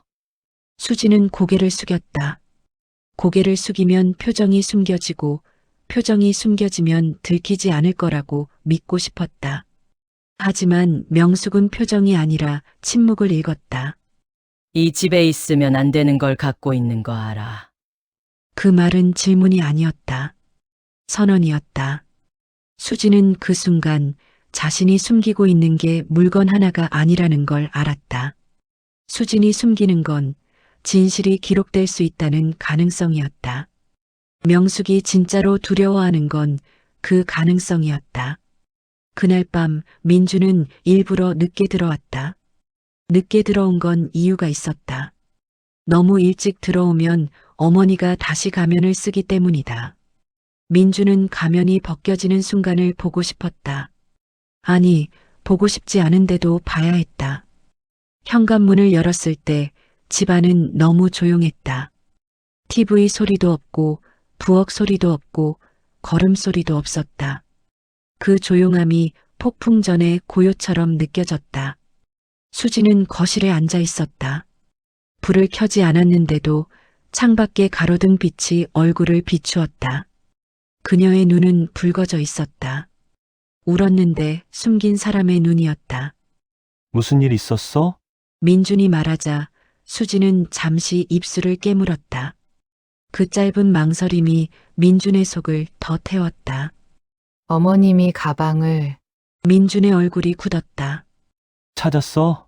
아니, 아직, 아직이라는 말이 떨어지자마자 둘은 동시에 같은 결론에 도달했다. 시간이 없다. 민주는 서재로 들어가 노트북을 켰다. 파일 이름을 날짜로 시작했다. 그리고 수진이 기억하는 사건들을 하나씩 적기 시작했다. 언제, 어디서, 무슨 말을 했는지. 명숙의 말투가 기억나지 않으면 수진이 최대한 비슷하게 재현했고 민주는 그걸 문장으로 정리했다. 수진은 옆에서 말없이 물을 마셨다. 물을 마셔도 목이 풀리지 않았다. 민준이 파일을 저장할 때마다 저장되었습니다라는 작은 알림이 떴고 그 알림이 이상하게도 두 사람에게는 숨구멍처럼 느껴졌다. 만약 들키면 수진이 말끝을 흐렸다. 민주는 키보드에서 손을 떼지 않고 말했다. 들켜도 끝내. 그 말은 화려한 약속이 아니었다. 계획이었다. 민주는 외장하드를 꺼내 파일을 복사했고 클라우드에도 업로드했다. 저장이 완료되는 동안 그는 손가락을 가만히 두지 못했다. 손이 떨리는 걸 감추기 위해서라도 무언가를 해야 했다. 수진아, 민준이 조용히 말했다. 너 혼자 있을 때는 절대 대답 길게 하지 마. 그냥 네, 아니요만 해. 그리고 그는 잠깐 말을 멈췄다가 더 낮은 목소리로 덧붙였다. 문자 한 번만 보내. 아무 말 없이 점 하나라도. 수진이 고개를 끄덕였다. 그 끄덕임이 민준에게는 살아있어라는 신호처럼 보였다. 다음 날 명숙은 더 노골적이었다. 아침부터 수진의 휴대폰을 요구했다. 잠깐 줘. 왜요? 봐야지. 뭐려? 요즘 애 엄마들은 다 이상한 걸 보더라. 애한테 좋다는 거, 나쁜 거. 내가 먼저 봐줘야지. 수진은 휴대폰을 쥔 손을 내려다봤다. 휴대폰은 작은 물건인데 그 안에는 수진이 숨 쉴 수 있는 통로가 있었다. 민준과의 대화, 병원 검색 기록, 도움이라는 단어가 들어간 페이지들. 그 모든 게 그 안에 있었다. 수진이 망설이자 명숙이 웃었다. 왜? 또 숨기는 거 있어? 그 웃음은 어제의 이상해와 연결되어 있었다. 명숙은 이미 결론을 내린 상태였다. 수지는 휴대폰을 내려놓는 척하며 손가락으로 화면을 빠르게 눌렀다. 민준에게 보낼 메시지 창을 열고 정말로 점 하나를 찍었다. 보내기 버튼을 누르는 순간 심장이 목구멍까지 올라왔다. 그때 명숙이 손을 뻗었다. 이리 줘. 수지는 결국 휴대폰을 내밀었다. 명숙은 화면을 켠 채 이리저리 넘겼다. 사진, 통화 기록, 메시지 목록. 수지는 숨을 참았다. 점 하나 찍은 메시지가 눈에 보이면 끝이었다. 하지만 다행히도 명숙은 확인보다는 압박이 목적이었다. 그녀는 오래 보지 않았다. 대신 휴대폰을 탁 내려놓으며 말했다. 다음부턴 내 앞에서 그렇게 손 빨리 움직이지 마. 그 말이 수진의 등을 서늘하게 했다. 명숙은 휴대폰 화면을 본 게 아니라 수진의 몸을 본 것이었다. 그날 오후 명숙은 방을 뒤지기 시작했다. 서랍을 열고 닫는 소리가 났다. 옷장을 여는 소리, 이불을 들추는 소리, 침대 매트리스를 손으로 눌러보는 소리가 났을 때 수지는 그 자리에 굳어버렸다. 어디 숨겼어? 명숙의 목소리는 낮았지만 방 안을 가득 채웠다. 질문이 아니라 명령이었다. 수지는 아무 말도 하지 않았다. 대신 배를 감싸쥐었다. 그 작은 움직임이 명숙의 눈을 자극했다. 그 애 때문에 네가 대단해진 줄 알아? 명숙은 수진의 배를 바라볼 때마다 무언가를 빼앗긴 사람처럼 날카로운 표정을 지었다. 마치 그 배가 손자가 아니라 권력인 것처럼. 네가 뭔가 갖고 있는 거 알아. 명숙이 다시 말했다. 그게 뭔지는 모르겠지만 지금 이 집에 있으면 안 되는 거. 수지는 여전히 대답하지 않았다. 침묵이 그녀가 할 수 있는 유일한 저항이었다. 대답을 하면 그 대답은 명숙의 손에 의해 모양이 바뀌어 민준에게 전달될 게 뻔했다. 명숙은 한 걸음 다가왔다. 수지는 본능적으로 반걸음 물러섰다. 그 반걸음이 어제의 한 뼘과 같았다. 또 피하네. 명숙이 말했다. 너 요즘 내가 보기 싫지. 수지는 입술을 꾹 다물었다. 싫다고 말할 수 없고 아니다고 말해도 소용이 없었다. 명숙은 조용히 수진의 앞을 가로막았다. 민준이한테 무슨 얘기했어? 수지는 그 질문에서 명숙이 두려워하는 게 무엇인지 다시 확인했다. 물건이 아니라 말. 말이 기록되는 것, 말이 밖으로 나가는 것. 수지는 고개를 저었다. 아무 얘기도 안 했어요. 명숙은 웃지 않았다. 그럼 더 이상해. 그 이상해는 두 번째였다. 첫 번째 이상해가 수색의 시작이었다면 두 번째는 결론이었다. 그날 오후 수진에게서 민준에게 짧은 메시지가 갔다. 오늘 조금 늦게 와도 돼. 민준은 그 문장을 보는 순간 알았다. 늦게 와도 된다는 말은 늦게 오면 위험하다는 말이라는 걸. 수지는 직접적으로 말하지 못한다. 그 집에서는 말이 바로 죄가 된다. 그러니까 수지는 우회해서 구조 신호를 보낸다. 민주는 즉시 상사에게 양해를 구하고 집을 나섰다. 차를 모는 동안 손이 떨려서 핸들을 더 세게 잡아야 했다. 그는 머릿속에서 가능한 모든 상황을 시뮬레이션했다. 어머니가 수진을 몰아붙이는 장면, 수진이 울면서도 숨기는 장면, 그리고 자신이 그걸 늦게 도착해서 보지 못하는 장면. 집 앞에 도착했을 때 민주는 차에서 바로 내리지 않았다. 정적이었다. 너무 조용했다. 그 조용함이 오히려 위험하게 느껴졌다. 민주는 현관 대신 창문 쪽을 바라봤다. 거실 커튼은 반쯤 닫혀 있었다. 그 틈 사이로 누군가의 움직임이 보였다.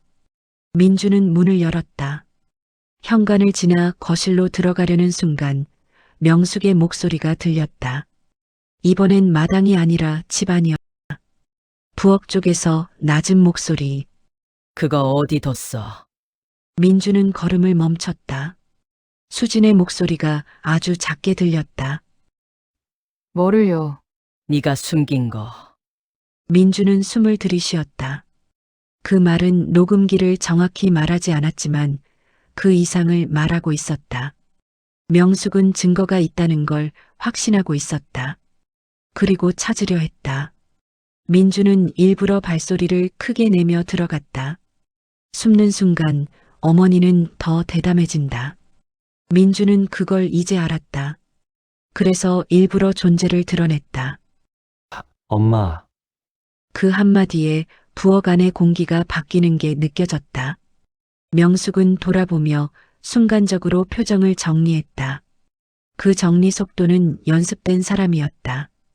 하지만 민주는 이번에는 그 속도까지 보였다. 어머, 민준아. 왜 이렇게 일찍 왔어? 명숙의 목소리는 부드러웠다. 너무 부드러워서 거짓말 같았다. 민주는 수진을 봤다. 수진은 싱크대 앞에 서 있었다.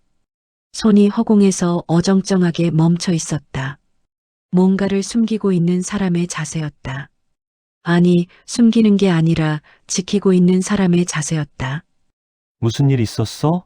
민준이 수진에게 묻자 명숙이 먼저 대답했다. 아유, 별일 없지. 얘가 요즘 예민해서. 임신하면 다 그런 거야. 민주는 이번에도 고개를 끄덕이지 않았다. 대신 수진의 손을 봤다. 손이 떨렸다. 떨림이 아주 작은데도 민준에게는 크게 보였다. 그날 밤 민주는 결심했다. 병원은 더 이상 미룰 수 없다. 그리고 병원은 진실이 말로 나올 수 있는 유일한 공간이다. 집안에서는 수진이 말을 할 수 없다. 하지만 병원에서는 의사가 질문을 하고 질문에 답하는 순간이 생긴다. 그 순간을 어머니가 가로막고 있다는 걸 민주는 이미 알고 있었다. 병원에 가는 날 아침, 민주는 수진의 신발끈을 직접 묶어주었다. 아주 사소한 동작이었지만 수진의 손이 잠깐 멈췄다. 누군가 대신 몸을 낮추는 순간을 그녀는 오랜만에 겪고 있었다. 명숙은 현관에서 그 모습을 지켜보다가 말했다. 그 정도는 혼자 해도 돼. 민주는 고개를 들지 않았다. 제가 할게요. 그 말이 짧았지만 단호했다. 차 안에서 명숙은 평소보다 말이 적었다. 그 대신 룸미러에 비친 눈은 계속 민준의 손과 수진의 얼굴을 번갈아 훑고 있었다. 마치 무언가를 빼앗길까 확인하는 사람처럼. 병원 로비에 들어서자 수진의 호흡이 조금 느려졌다. 여기서는 소리를 낮출 필요가 없었다. 여기서는 질문이 먼저 오고 대답이 따라온다. 의자에 앉자마자 명숙이 수진 옆으로 붙어 앉았다. 오늘은 그냥 검사만 받는 거야. 괜히 말 많아지면 이번 얘기 나와. 그 말은 조언이 아니라 경고였다. 간호사가 문을 열고 말했다. 보호자 한 분만 들어오세요. 명숙이 일어섰다. 그 순간 민준이 동시에 일어났다. 제가 들어갑니다. 로비의 공기가 잠깐 멈춘 것처럼 느껴졌다. 뭐, 명숙이 돌아보았다. 남편입니다. 민준의 목소리는 낮았지만 흔들리지 않았다. 명숙의 입술이 열렸다가 닫혔다. 웃으려다 실패한 얼굴이었다. 내가 더 잘 알잖아. 저 애는 어머니는 여기까지예요. 민준은 그 말을 미리 연습한 사람처럼 정확하게 말했다. 수지는 처음으로 명숙을 보지 않았다. 민준 쪽으로 한 발 아주 조금 다가섰다. 그 움직임이 보호자를 선택하는 몸의 반응처럼 보였다. 진료실 문이 닫혔다. 문이 닫히는 소리가 집안에서 수없이 반복되던 밤의 끝처럼 들렸다. 의사는 모니터를 보며 물었다. 요즘 어떠세요?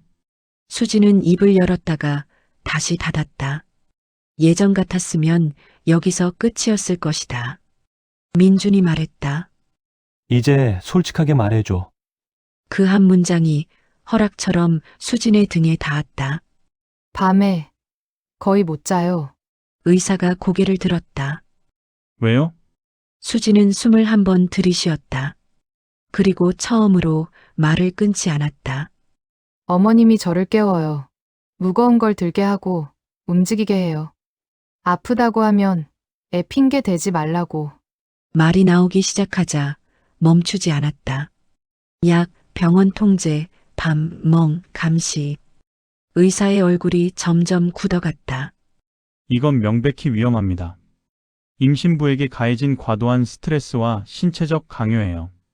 민주는 그 말을 들으며 고개를 끄덕였다.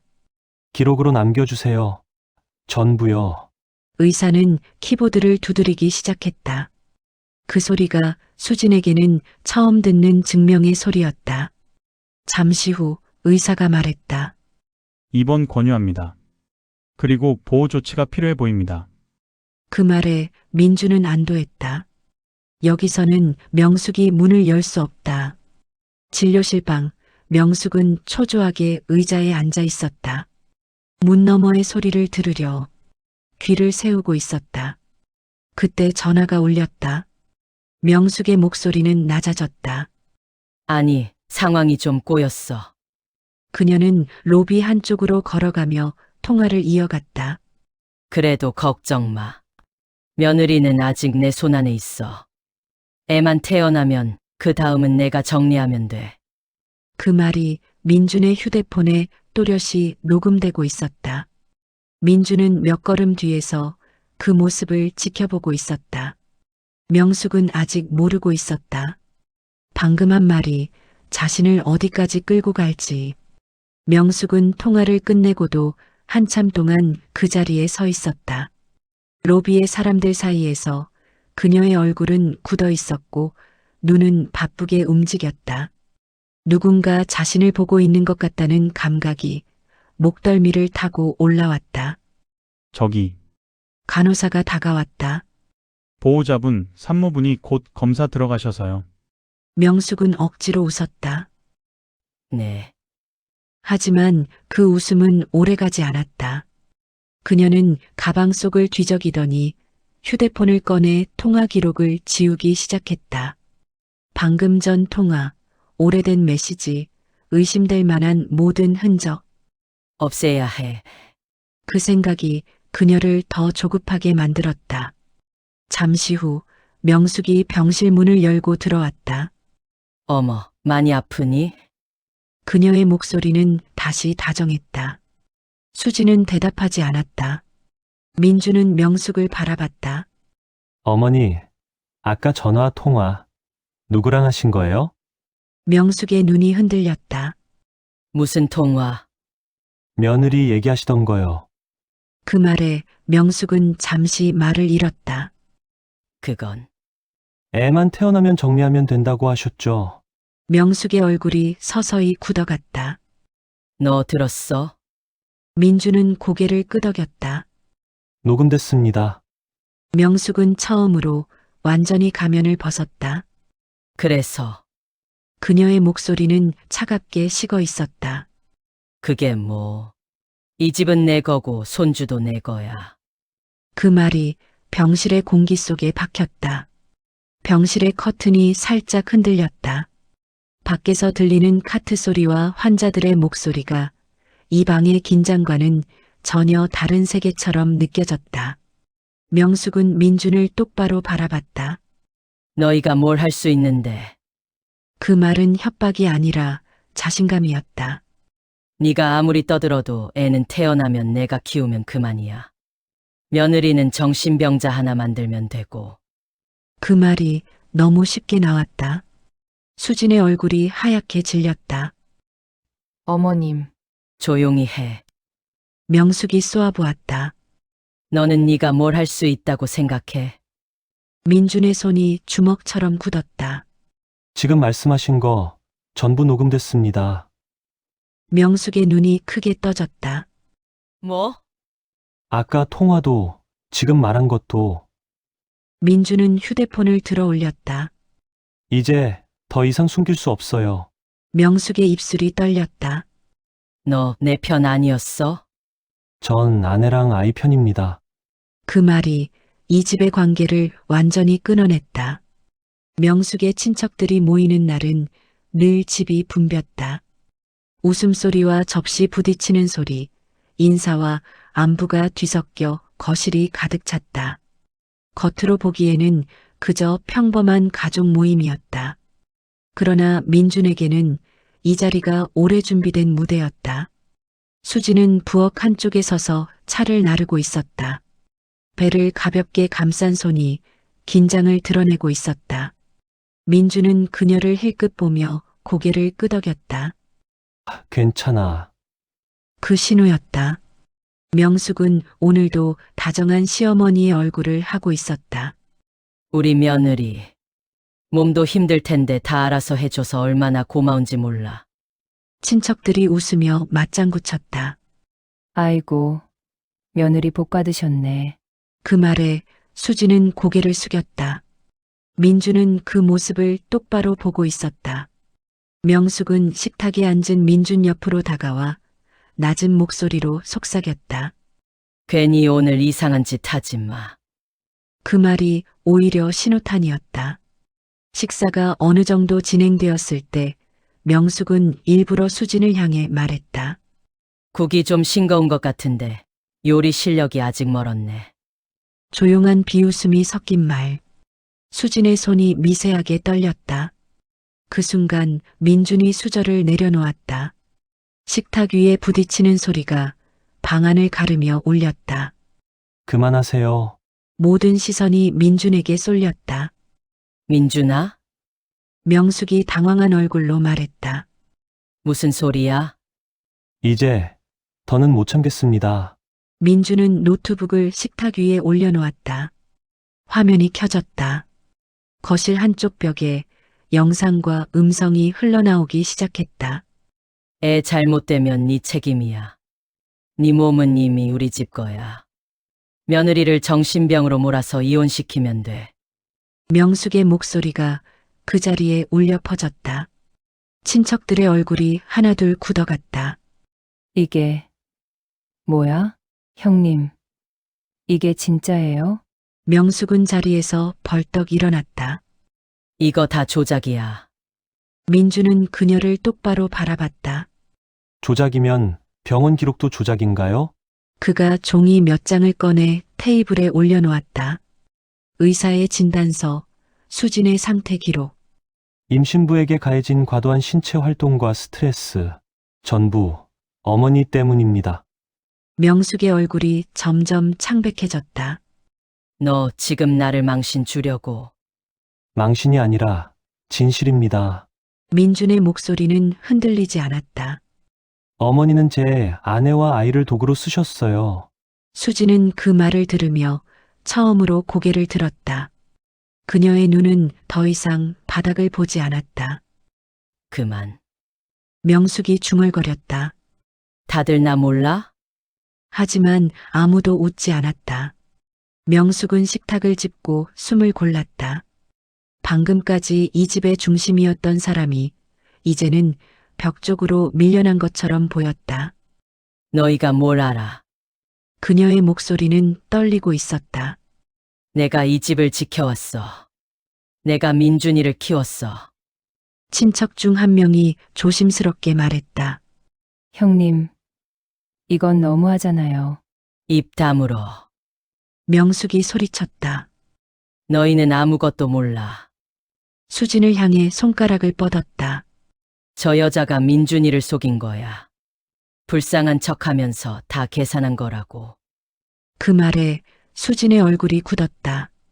민준이 그녀 앞에 섰다. 그만하세요. 아니야. 네가 바보인 거야. 명숙은 거의 울부짖듯 말했다. 저 애는 애 하나 낳아놓고 집을 차지하려는 거야.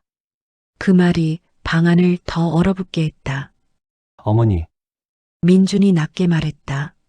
지금 누구 말이 증거로 남아있는지 알고 계세요?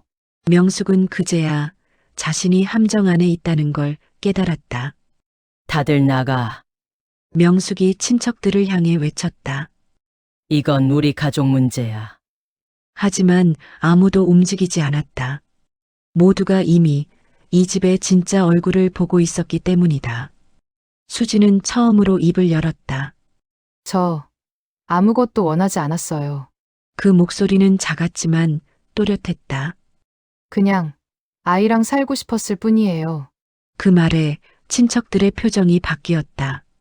명숙은 마지막으로 민준을 보았다. 그래도 난 네 엄마야. 민준의 눈이 잠시 흔들렸다. 그러나 곧 단단해졌다. 그렇기 때문에 더 용서할 수 없습니다. 그 말이 이 관계의 끝을 알렸다. 명숙은 더 이상 소리치지 못했다. 거실 가득 모인 사람들 앞에서 그녀의 말은 힘을 잃어가고 있었다. 누군가의 시선이, 누군가의 한숨이 하나하나 그녀를 벽으로 밀어붙였다. 형님, 한 친척이 조심스럽게 말했다. 이건 너무했어요. 명숙은 그 말을 듣고 웃었다. 하지만 그 웃음은 웃음이라기보다 금이 간 소리였다. 다들 나 몰아내려고 이러는 거지. 그녀는 민준을 보았다. 너도. 민준은 아무 말도 하지 않았다.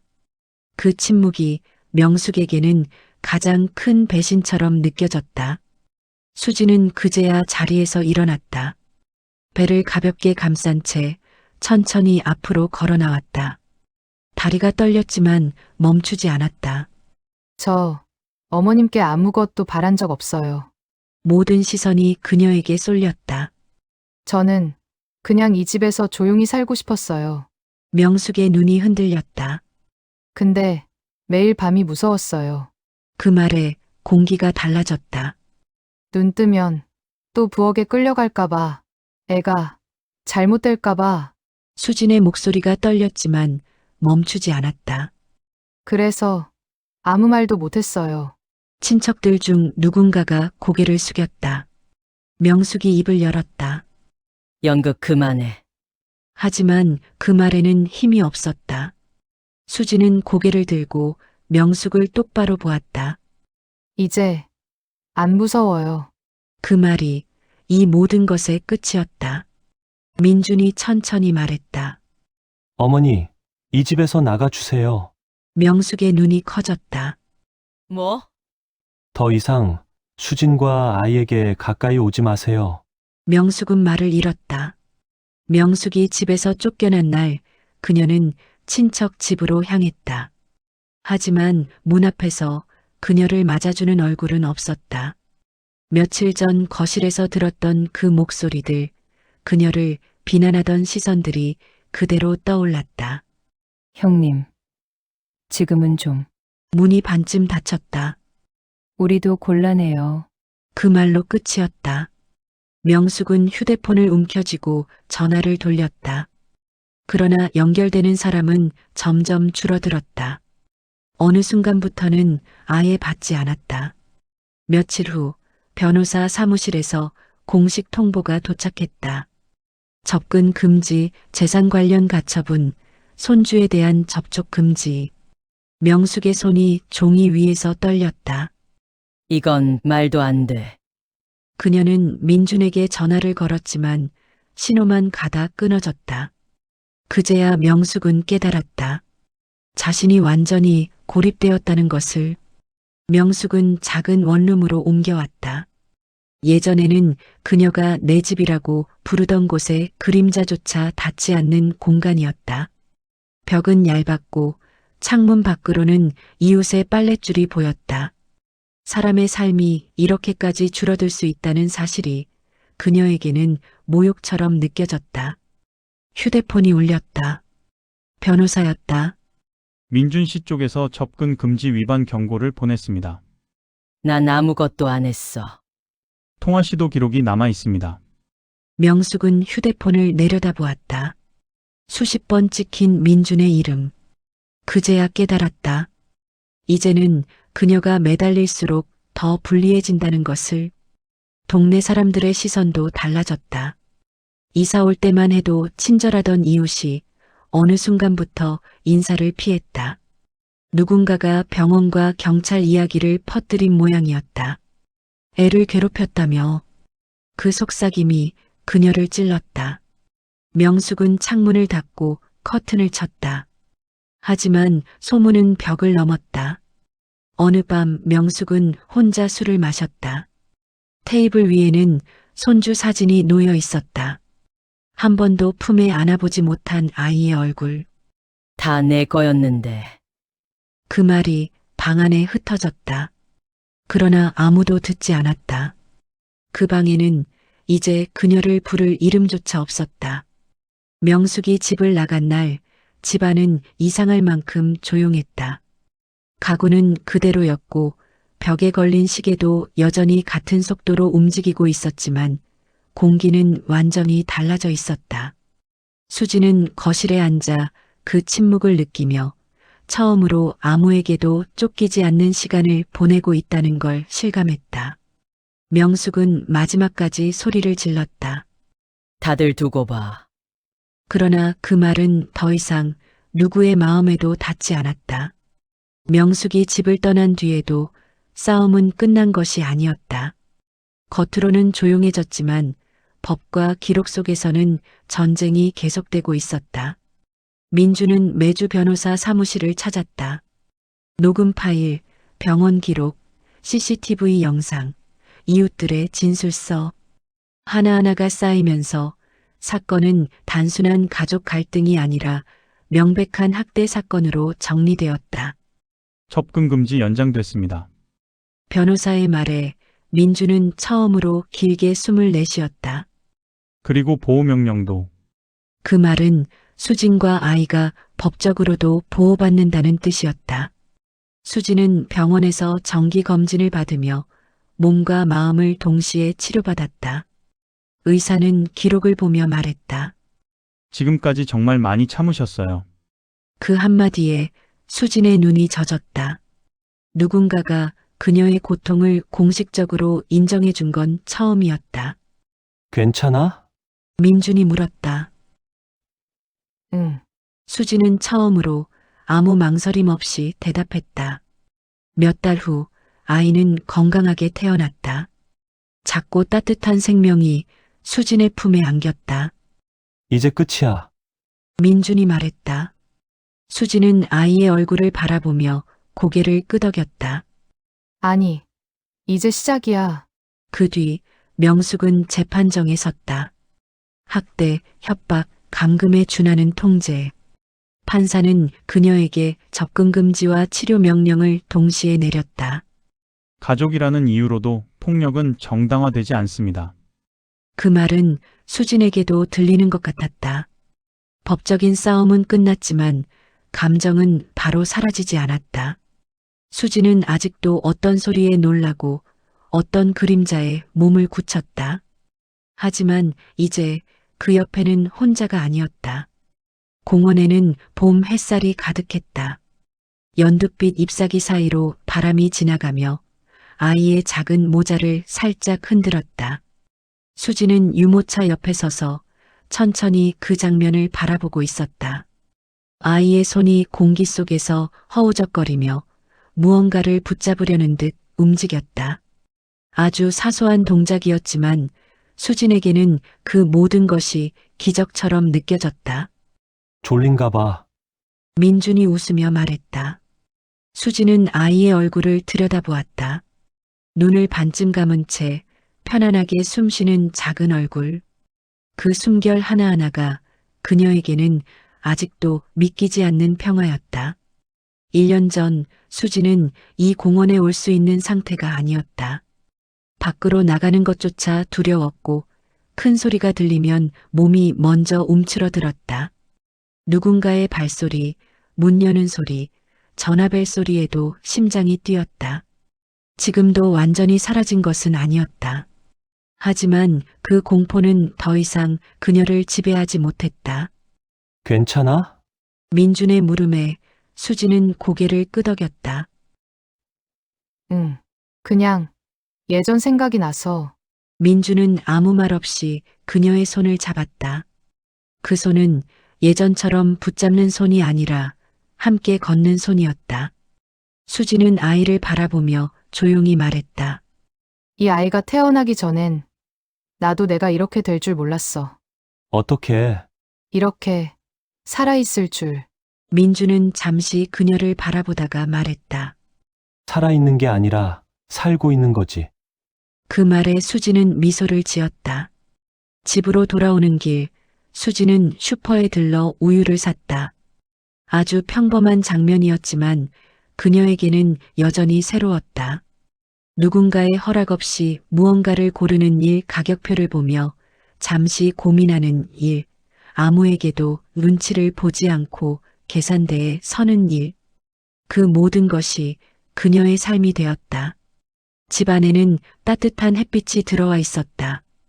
거실 한쪽에는 아이의 작은 장난감들이 놓여 있었고 벽에는 아직 서툰 손으로 찍은 가족 사진이 걸려 있었다. 수지는 그 앞에 잠시 멈춰섰다. 사진 속의 자신은 예전보다 조금 더 단단해 보였다. 완벽해서가 아니라 무너지지 않기 때문에. 그날 밤 아이를 재우고 난 뒤 수지는 창가에 섰다. 밖에는 조용한 도시의 불빛이 번지고 있었다. 1년 전 그녀는 이 시간에 부엌에서 물통을 들고 있었을 것이다. 누군가의 눈치를 보며 소리를 죽이며 아이에게 미안하다고 속삭이며. 지금은 다르다. 수지는 조심스럽게 가슴에 손을 얹었다. 여전히 남아있는 작은 상처들, 그리고 그 위에 쌓인 새로운 기억들. 이제 괜찮아. 그 말은 더 이상 주문이 아니었다. 민준이 뒤에서 조용히 다가왔다. 뭐해? 수지는 고개를 저었다. 그냥 좀 고마워서 뭐가? 여기까지 온 거. 민주는 그녀의 어깨를 감싸 안았다. 창밖에서 바람이 나뭇잎을 흔들었다. 아이는 방 안에서 작은 숨소리를 내며 자고 있었다. 수지는 그 소리를 들으며 처음으로 아무 두려움 없이 눈을 감았다. 이제 그녀의 밤은 더 이상 견디는 시간이 아니라 살아가는 시간이었으니까.